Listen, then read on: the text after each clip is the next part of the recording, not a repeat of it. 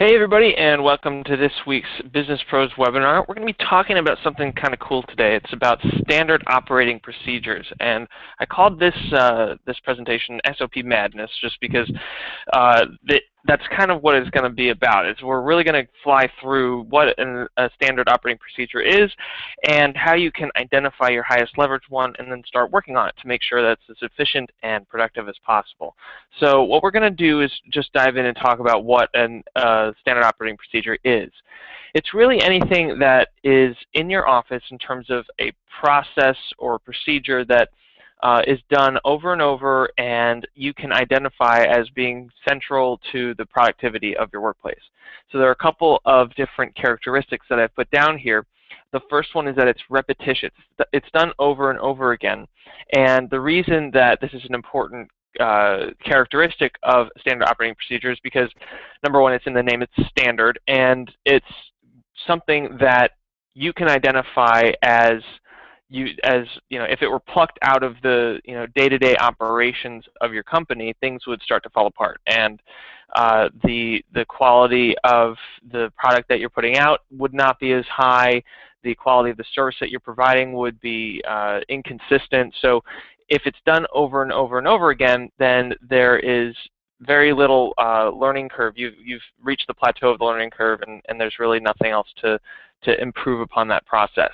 The second characteristic is that it's scalable, which means that you can hire more people. They'll pick it up pretty easily, and you won't need to really have a really heavy training process, which is more so the case in positions that require a lot of subjective analysis and input of opinion and stuff like that, where you have a lot of training periods involved. So it's scalable, and when a standard operating procedure is scalable, it means that when you grow your business, you don't have to worry about changing your in-office procedures in order to match that growth.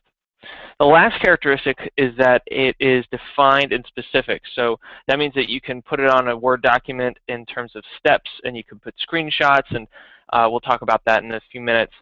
But basically, you can knock it down into a defined number of steps that are specific in and of themselves.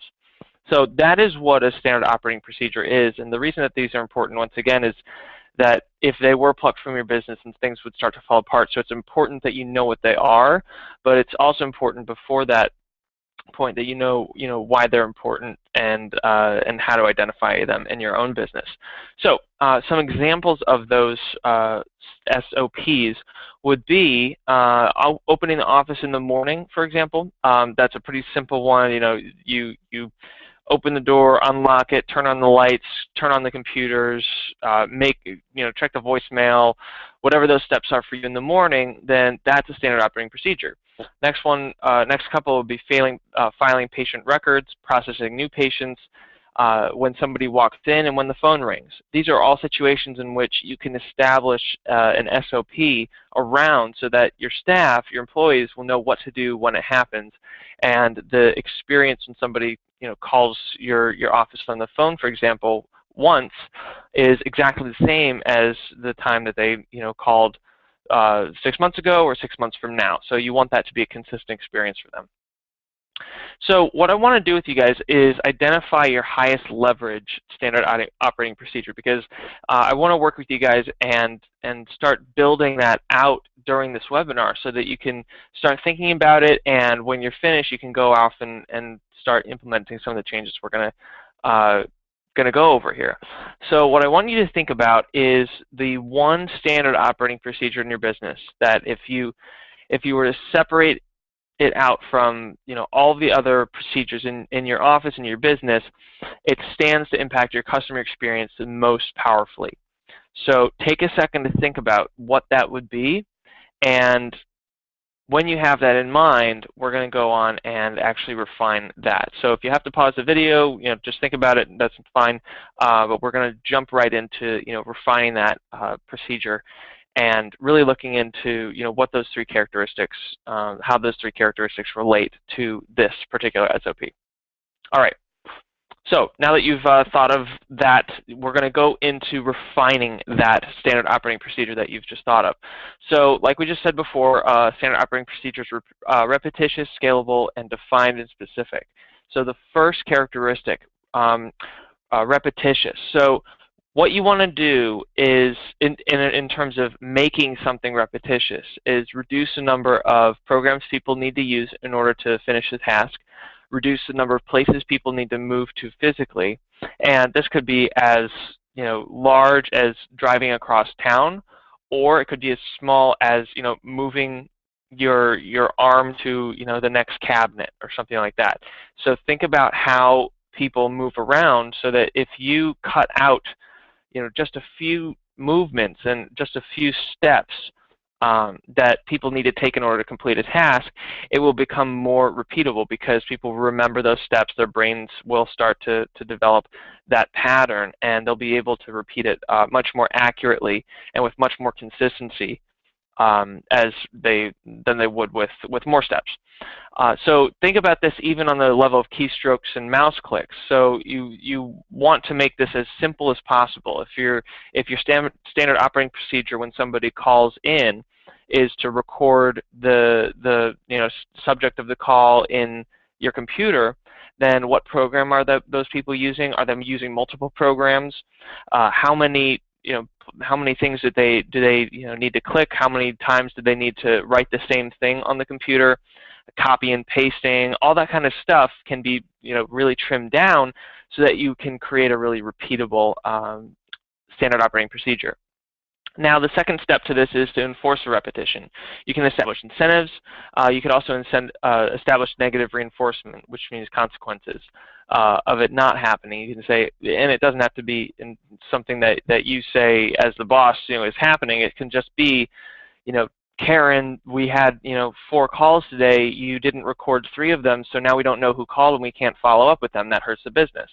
That's a negative reinforcement. That's something that you want to make it clear and communicate with people the consequences of not having this repeatable action that should be simple and straightforward actually executed on a consistent basis. So that's what it means to have a repeatable and repetitious standard operating procedure. So if the one that you're thinking about right now, the highest leverage SOP in your business, is not repeatable, use some of these tips to make it repeatable. So reduce the number of programs people need to use on the computer, reduce the places people need to move to physically, and reduce the keystrokes and mouse clicks that they need to actually engage in to finish that task. All right. So the next one, if you remember, it's making something scalable. Now, scalable means when your business grows, you want your standard operating procedure to grow with it. You don't want it to be holding your business back, because that's just one more thing that you need to worry about. When you hire somebody, you don't want to just reteach them everything that you had already taught some of the other employees. So you want to make sure that the results from one person are identical to the results from the next person. So when you hire somebody, the process itself can be done easily from one person to another. So that means that all the information used in the standard operating procedure has to be objective. So when somebody calls in, when Karen calls in, or Jude calls Karen in the office, and Jude has a question about pricing, that's something that Karen in the office would actually take notes on, write down in your computers, take a message, and later you guys would basically be able to go through those messages and say, this is what Jude called in about, this is what John called in about, and so on and so forth. That's objective information. It doesn't have any kind of subjective elements to it, meaning there are no opinions attached to it, because when you have a standard operating procedure that uses information and inputs that are subjective, that are created from people's opinions, then it's going to vary from person to person. And as your business grows, the one person who is really good at that standard operating procedure may be doing a different role, or maybe you need more than one person doing it. So those opinions will start to change when you hire more people to do the same thing. So you need that information to be objective. Now, the last characteristic here of making an SOP scalable is to set up employee surroundings to encourage the SOP's scaling. That means that you want to set up other in-office protocols, other procedures to actually work off of the one you're focusing on. the one that you're thinking about, the highest leverage one that we were just speaking about, you want other protocols to work off of it. So, for example, if your highest leverage in-office SOP is new patient registrations, then you want your end-of-day email SOP to work off of it so that everybody who's engaged in the new patient registrations is aware that before you start the end-of-day emails, the new patient registrations have to be done. They have to be accurate and consistent. So when you're thinking about this SOP in your mind that's the highest leverage, think about what other SOPs exist in your office, what other procedures exist in your office that are related to it, that use the information that's created from this highest leverage SOP and turn it into something else or enable the staff to do their jobs. So you want everything to support this highest leverage SOP. And then when you're finished thinking about this, you can move on to the second highest leverage one, and then just start the process over and think about how you can increase the efficiency of the information being shared and the processing of information and processes of your employees actually being executed in the office. All right, cool. So the next step and the final characteristic of a standard operating procedure is that it's defined and specific. Now, this means that you can easily record all the steps of that process in a Word document. You can write it down. You can say which programs you're using. You can take screenshots. You can insert notes and shortcuts and best practices. And you can have a very specific list of steps that somebody, if you hired a new employee, can come in, read, do themselves a couple times, and then start establishing consistent results that, once again, are scalable in the company as it grows. So one option here, and something that I do recommend, is that you have an Excel sheet that tracks progress and results for people as they go through these processes. So if you have a particularly long standard operating procedure, for example, now I wouldn't recommend that you have one for that's too long, because once again you want it to be repetitious. But if you want to keep track of who's doing what and keep people accountable, then have an Excel sheet with the list of steps that are in this Word document that you've put together, and have people mark down when they finish each step. Just put like an X in the cell for their name or that particular instance of going through the protocol.